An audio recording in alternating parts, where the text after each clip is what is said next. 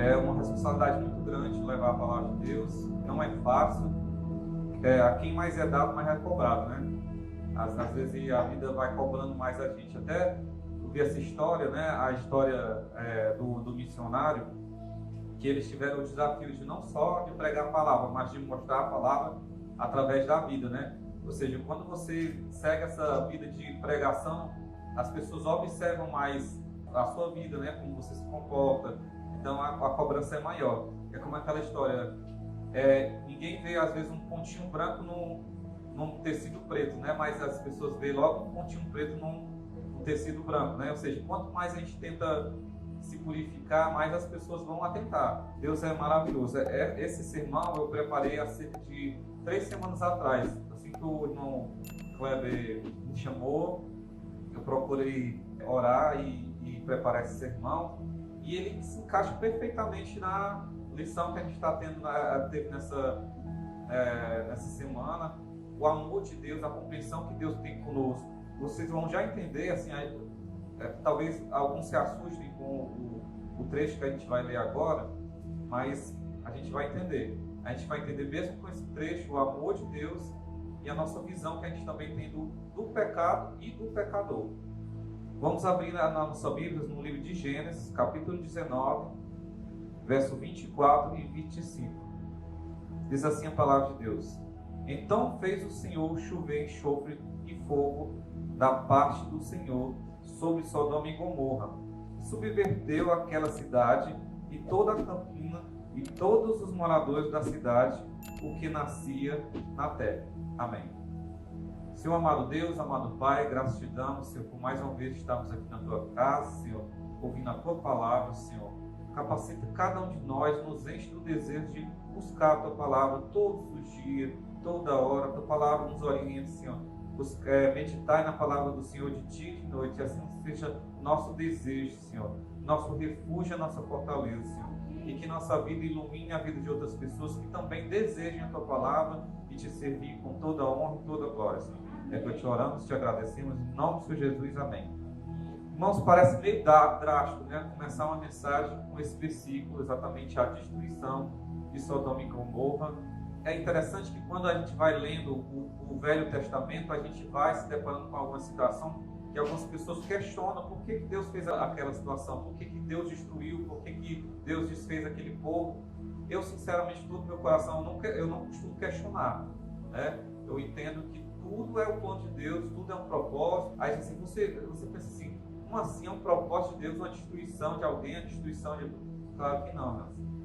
Até muitas pessoas dizem, por que às vezes Deus permite o mal aconteça no mundo, né? Às vezes tem muita gente que questiona isso, a gente às vezes é quase assediado pelas pessoas assim, e aí, por que o teu Deus permite que o mal aconteça no mundo, irmãos? Você já viu aqueles filmes que aparece assim o vazio? Aí geralmente o vazio é o quê? É um branco, né? Tudo branco. Mas é o contrário, irmãos. O vazio é a escuridão.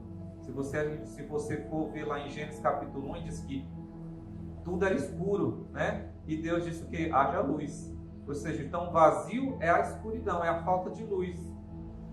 E depois que o pecado entrou no mundo, o natural é o pecado. O mal domina a nossa terra. E pela misericórdia de Deus, o que diz a palavra? É que nós não somos consumidos por esse mal. Porque está sobre nós o Espírito Santo que nos convence de não também entrar no mesmo mal. Sempre nos protege. Irmãos, muitas pessoas ficam abismadas com essa passagem, né? A destruição de Sodoma e Gomorra. Mas, sinceramente, irmãos, tem muitas pessoas também que dizem que eles fizeram por merecer, né? Eles mereceram aquilo ali. Vamos dizer, colheram o que plantaram. Exatamente o que o irmão estava até trazendo no estudo. Muitas vezes a gente também pensa assim de outras pessoas.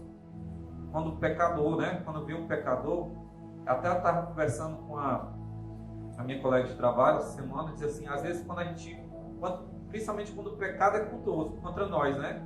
Quando alguém comete um pecado contra nós, a gente faz, às vezes, mesmo firmado na palavra, mesmo lendo a palavra todo dia, mesmo vendo o exemplo de Jesus, a gente tem, às vezes, uma sede de vingança. A gente lá no íntimo quer que a pessoa se dê mal. quer enxergar a colheita, né? Como diz a lição da escola bíblica, a primeira coisa que ele procurou curar ali no paralítico foi o quê? O pecado. E Deus está interessado nisso. Deus não está interessado bem assim, se cada um recebe de acordo, a palavra diz, cada um recebe de acordo com a sua obra, é claro. Mas nós em si não devemos estar buscando isso. Essa questão entre nós e Deus, individual, entre Deus e nós, né? Essa questão Deus resolve. Mas o nosso dever é o quê? Pregar a palavra. É interessante que Deus nos chamou, pecadores, exatamente para lembrar a gente aqui pregando, tem que lembrar de onde a gente veio, né? Para não ser hipócrita como os fariseus, né? Que diziam, quem é esse que perdoa o pecado, né? Porque, irmão, a gente tem que lembrar, como diz lá em Romanos 5, verso 8, Ele nos amou ainda nós somos pecadores. Ele nos amou depois que a gente se converteu, não, irmão. Ele nos ama desde o ventre da nossa mãe. Ele nos ama. Ele ama todas as pessoas desse mundo. Mas o Senhor abençoa aqueles que o amam. Não aquele que ama. Ele ama. Ele ama a todos, mas Ele abençoa, Ele cuida de quem ama a Ele. Né? É isso?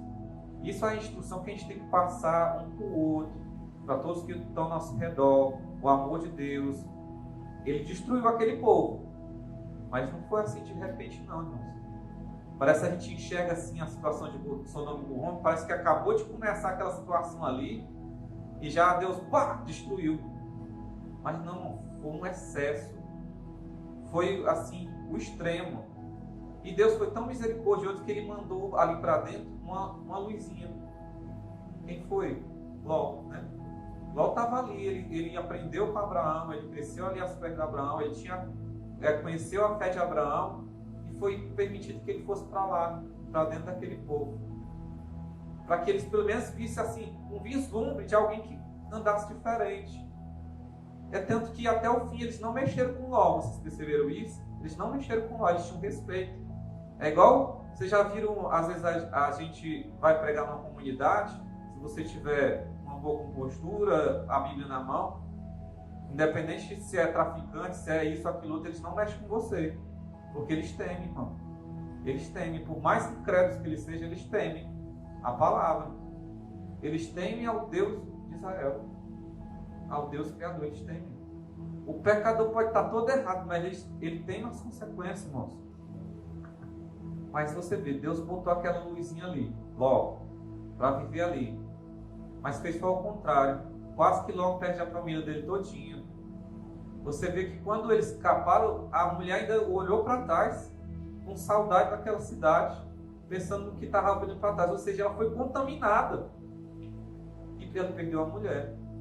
E nós sabemos depois da história de Ló que também a situação entre as filhas dele também não ficou muito bem na cabeça não, ficou um negócio bem desandado, né?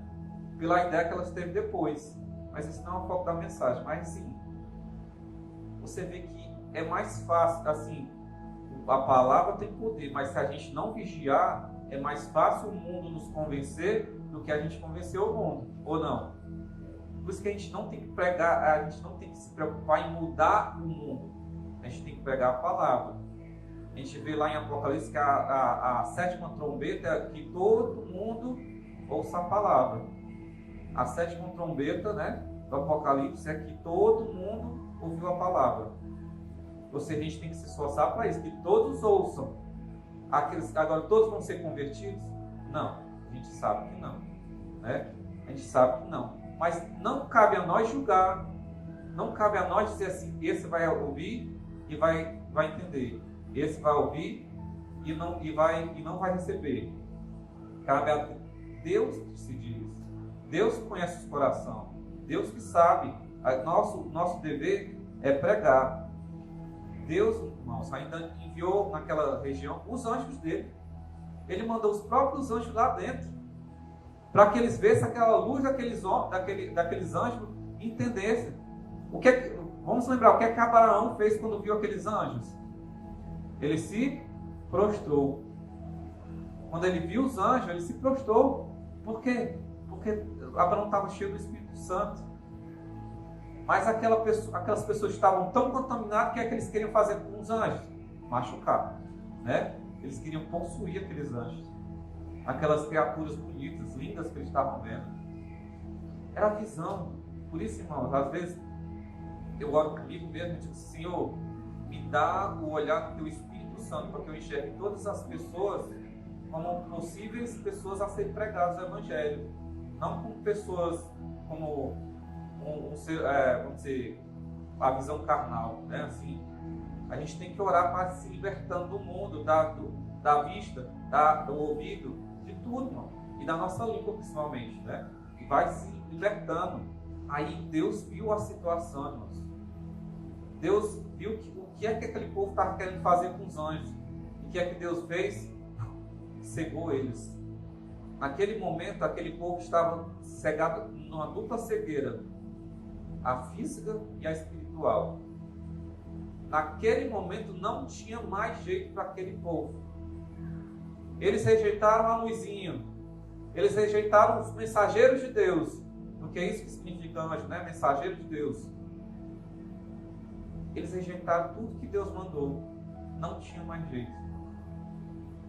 Quando uma pessoa fica cega espiritualmente, como Jesus disse, só muito jejum e oração, que a pessoa fica possuída. Em Mateus, capítulo 12, verso 31, vamos abrir uma rápida leitura. Mateus, capítulo 12, verso 31. Por isso vos declaro, todo pecado e blasfêmia lhes serão perdoados aos homens, mas a blasfêmia contra o Espírito Santo não será perdoada. Irmãos, o único destino daquele povo era a morte agora. O que quer dizer esse versículo, irmãos? É interessante. O pior não é a pessoa que está no mundo. O pior é a pessoa que ouviu a palavra, entendeu a palavra, mas mesmo assim a rejeitou. Pior pecado, irmãos, não é esses pecados que a gente vê no mundo de drogas, sexo e orgias, não. É a rebeldia contra Deus. É você dizer assim: eu compreendi a palavra, mas não é desse jeito não. Eu vou pregar do meu jeito, vou fazer do meu jeito, porque é isso que eu quero fazer. Olha você, uma pessoa abrir a boca e dizer assim: eu senti que era isso que Deus queria para mim, mas eu não quero. Ou seja, a pessoa ouviu a voz do Espírito Santo, mas mesmo assim rejeitou. Aí, irmãos, é triste, mas é o fim. Porque essa pessoa, irmãos, a gente entendeu aqui pelos louvores que todos nós somos o quê? Pecadores. E até o fim seremos, até que Jesus volte e nos dê um novo corpo. Aí nós não seremos mais pecadores. Mas há uma grande diferença. Eu achei uma análise interessante do Leandro Quartos, e assim, uma grande diferença do pecador e o pecadeiro. Uma coisa é você estar tentando ficar firme e de repente tropeça. Aí você: me perdoe, Senhor, e tenta, se esforce para continuar. Outra coisa é você chutar o balde e dizer assim: vou viver desse jeito porque é isso que eu quero. É isso que eu quero para a minha vida. Não tem problema nenhum, todo mundo faz, não estou machucando ninguém, não estou roubando ninguém, não é isso que eu vou fazer. E às vezes rouba e ainda justifica que está roubando, né? Ainda às vezes mata e justifica que está matando. Mas é interessante que se a gente for analisar lá em Gálatas 5, que fala dos frutos da carne, tem muitos detalhezinhos, pequenas coisinhas que a gente vai no dia a dia, que se a gente não se atentar e dizer assim: isso é normal, é meu jeito mesmo, está pecando, vira pecadeiro. É rebeldia. Não é que a gente vai andar num corda-bamba, não é que a gente vai fazer uma cobrança extrema pra gente, não, mas a gente tem que entender que a gente tem que melhorar. A gente tem que ser transformado. Não é melhorado, é transformado. É abrir mão de tudo que está em nós, para que seja, ou seja, como eu já falei certa vez, se Cristo vive em mim, né, eu sou uma nova criatura, as coisas velhas já passaram, deixa para trás e vai se transformando. Tem coisa que é mais difícil mudar, mas é maravilhoso que Deus nos chamou todo defeituoso exatamente para compreender as pessoas que estão lá no pecado. Como o irmão chorou aí pelo amigo que perdeu, puxa, porque ele compreendeu tudo que ele estava passando. Mas às vezes parece que a gente tem amnésia, né? A gente, não é porque a gente virou uma nova criatura que a gente esquece de onde a gente veio. A gente tem que esquecer o passado para não cometer os mesmos erros. Mas a gente tem que compreender de onde a gente veio para a gente dizer, olha, eu lhe entendo. Eu entendo porque você está sentindo isso, porque eu já senti isso. E Deus tocou a minha vida. Deus está me transformando. Eu ainda tenho muito a melhorar. Até Jesus voltar, ainda vou estar em transformação. Mas eu estou pregando para que você inicie o processo de transformação também. Não é para condenar a pessoa, irmão. Irmãos, a punição de Deus nunca vem sem aviso, irmão, sem misericórdia. Irmãos, Abraão implorou para Deus: Senhor, se encontrar 50 justos, 45 justos, 30 justos, 20 justos, 10 justos. Deus não encontrou nem 10 justos naquela região, irmãos. Nem 10 justos. E Deus, praticamente, Abraão, pelo amor de Deus, vou salvar só lá aqui porque é o jeito, porque eu tenho amor a ti, porque, irmãos, sempre tem um sinal, irmãos. Sempre tem um sinal. Deus enviou Ló, Deus enviou o anjo. Lá em Noé, lembra de Noé? Deus enviou Noé para pregar. E hoje, a gente está aqui pregando. O Apocalipse deu vários sinais de que as coisas estão perto. Muitos terremotos acontecendo, muitos rumores de guerra, está se aproximando. Mas essa urgência não é só para eles, é para nós. A gente tem que pregar, irmãos. Estava conversando com os meus irmãos que se tivesse vindo um terremoto, um maremoto, um tornado, o que a gente fazia? Corre, galera, que está vindo um terremoto. É nessa mesma urgência que a gente tem que pregar a palavra. Corre, que Jesus está voltando. E quando fechar, não tem mais jeito. A hora de mudar é agora. A hora de pregar é agora. Porque, irmãos, tudo aquilo foi destruído.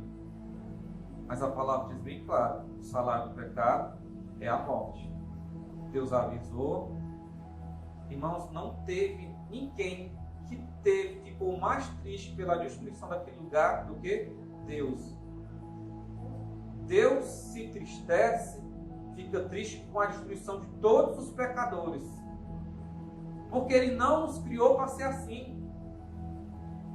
Ele nos criou para ser como Adão e Eva lá no paraíso, obedientes e puros e santos. Ele se entristece. Quem é o pai que não se entristece com a morte de um filho? O irmão está contando a história desse rapaz. Eu fico pensando, como esse pai não deve ter se sofrido, como esse pai não deve ter se arrependido, cara, por ter dado esse abraço desse filho. Deus faz tudo por nós, meu irmão. Ele enviou o Espírito Santo para nos convencer do pecado, da justiça. E muitas vezes eu quero fazer do meu jeito. E às vezes, vocês já conheceram alguém com câncer, em metástase, né? Certa vez, infelizmente, quando a metástase está aqui no joelho ou no pé, o que é feito? A única solução para proteger o resto do corpo é o quê? A amputação. Cortar o membro fora. Irmãos, infelizmente, a destruição de Sodoma e Gomorra foi uma prova do amor de Deus para todos nós. Porque aquele pecado estava se alastrando. E como um câncer, ele estava se corroendo toda aquela região. Já ia chegar ali no acampamento de Abraão. E o pecado era tão grande, irmão, tão grande que até hoje ecoa. Para quem não sabe, tem um pecado muito grave para Deus que se chama sodomia. Eu não vou descrever o que é isso, depois vocês pesquisam se quiser. Mas até hoje, às vezes, sem querer, querendo, né? Entra até no meio cristão. Como se fosse uma coisa normal. Porque o mundo vai empurrando a gente. Isso é normal. Mas não é. Irmãos, Deus é maravilhoso. Ele criou o sistema digestivo, o sistema nervoso, o sistema reprodutor. Tudo tem um padrão e um sentido. O resto é pecado. O resto é blasfêmia contra Deus. Mas as pessoas vão longe demais.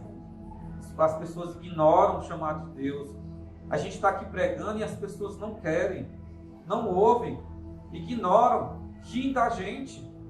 Quando a gente começa a se vestir diferente, andar diferente, as pessoas zombam da gente.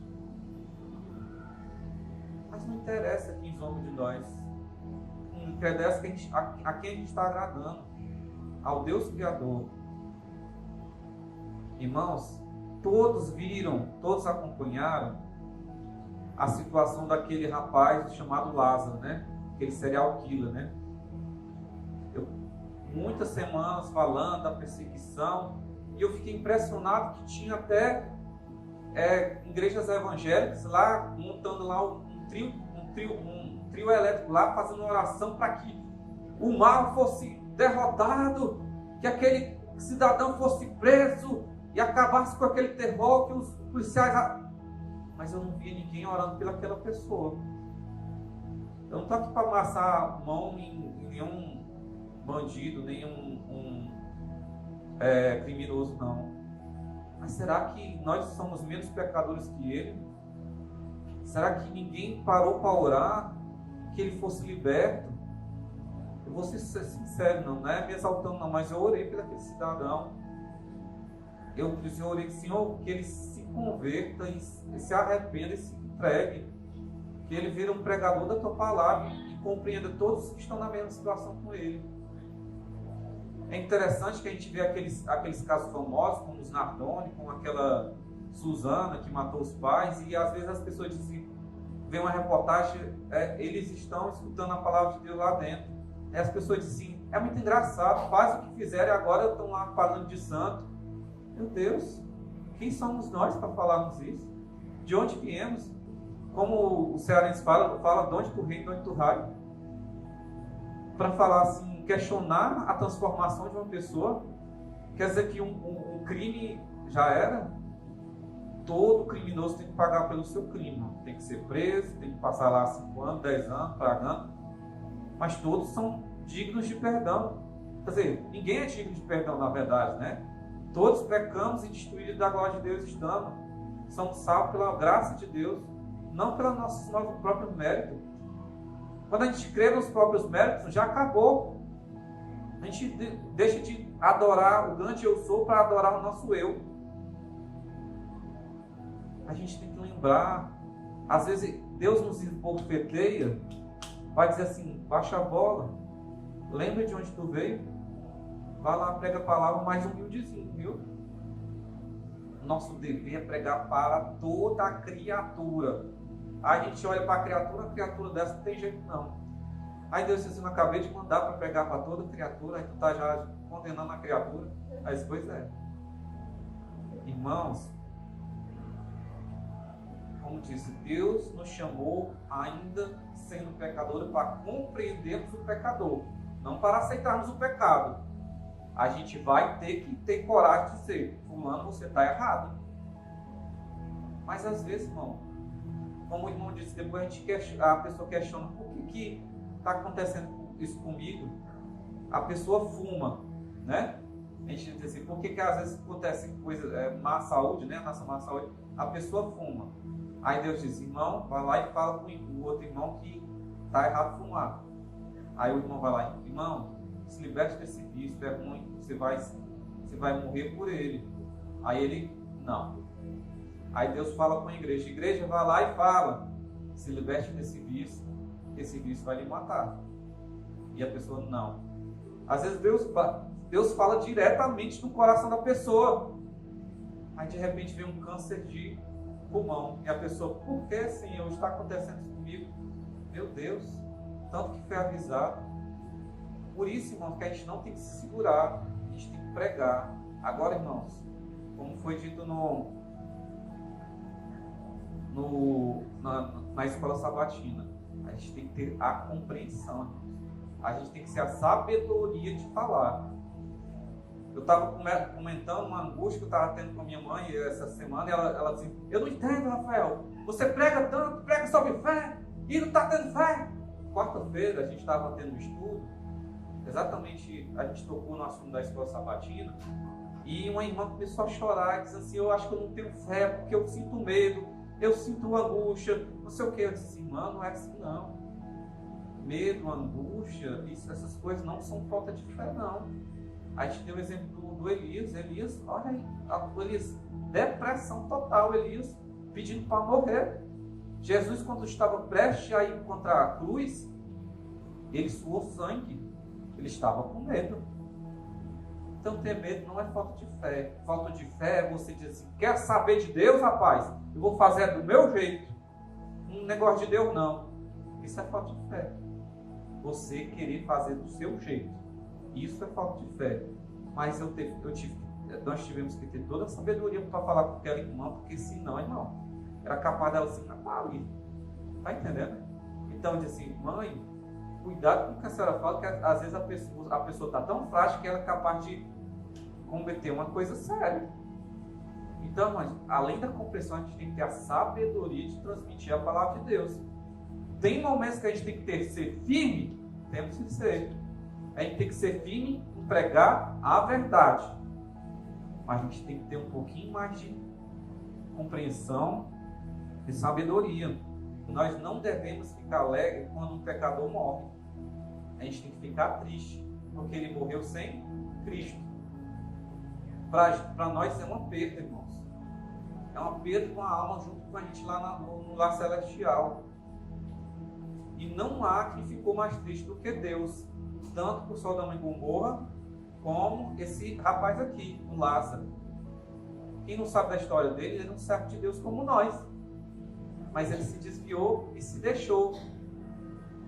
Por mais que alguém tivesse pregado a palavra, ele escolheu morrer pecando. Ele escolheu morrer atirando nos policiais. Ou seja, ele escolheu morrer tentando matar. No fim, ele não, infelizmente, pelo que a palavra nos diz, ele não vai estar com a gente, porque ele escolheu morrer pecando. É igual os ladrões na cruz. Tinha um que pediu a misericórdia de Jesus e tem outro que morreu zombando de Jesus. Tem uma diferença? Tem uma grande diferença. Então, irmãos, foi na época de Sodoma e Gomorra, é hoje, foi na época do dilúvio, e é hoje. A palavra é anunciada e as pessoas não ouvem, não querem ouvir, endurecem os corações. Irmãos, como diz a palavra lá em Lucas 17, vou ler rápido para correr. Assim como um relâmpago, assim como um piscar de olhos, vai ser a volta de Jesus. E ele vai aparecer lá no céu e não vai dar tempo de pegar nada, de colher nada. Quando a gente vai ver, ele já está subindo com a gente. E quem ficou, ficou. Então a hora de se preocupar com quem vai e com quem fica é agora. Não é na hora não. Quando você estiver subindo, o seu coração vai ser transformado, você não vai olhar para trás, fulano está ficando, não. O seu coração vai ter a compreensão eterna. A hora de se importar é agora. Para depois a gente não se arrepender. O dilúvio, a destruição de Sodoma e Gomorra foi só um ensaio do fim, do que está por vir. Tudo vai ser destruído, irmãos, e nada vai sobrar. Vai ter novos céus e nova terra, não vai ser uma terra melhorada, não. E tem uma parábola muito maravilhosa, que eu também vou resumir agora aqui, tem lá em Lucas 20, 9 ao 16, que diz que o homem plantou uma vinha e alugou aos homens. E ele mandou o cobrador. Espancaram o cobrador, mandaram-se embora. Eles mandou outro cobrador. Espancaram o cobrador e mandaram-se embora. Disse: eu vou mandar o meu filho, porque assim eles vão compreender. Mataram o filho para ficar com a herança. Aí diz: quer que fez o dono da vinha? Mandou matar tudinho, né? Foi a ira, né, do dono da vinha. Essa é a representação dos profetas e de Jesus. O Senhor mandou os profetas avisarem, e o povo era rebelde. Depois mandaram o seu filho, e eles se tornaram rebeldes, endureceram o coração e mataram o Filho de Deus. Vamos olhar para o nosso passado, quantas vezes a gente rejeitou a palavra de Deus? a gente tem que compreender que as pessoas aceitarem, compreender a palavra. Mas também a gente vai entender que tem pessoas que não vão aceitar. Mas a gente tem que incansavelmente pregar, porque as pessoas cada vez mais vai se tornar mais difícil, irmão. Porque eu vejo a nossa mídia, a nossa cultura, o nosso mundo está cada vez pior, cada vez mais normalizando o pecado. No mesmo nível que o mundo normaliza o pecado, eles também escracham, assim, condenam o pecador assim, de uma forma cruel. A gente vê como antes de um criminoso ser julgado pela justiça, ele já é julgado pela mídia ou não, e muitas vezes por nós. O sentimento que a gente tinha para esse criminoso chamado Lázaro era o que a mídia vinha empurrando na nossa cabeça, que ele é cruel e sanguinário. A gente nem conhecia o cara. E é interessante que do jeito que as coisas vão sendo mostradas é que a gente vai assimilando. Quem já leu aquela passagem do Jacó, Lia e Raquel, né?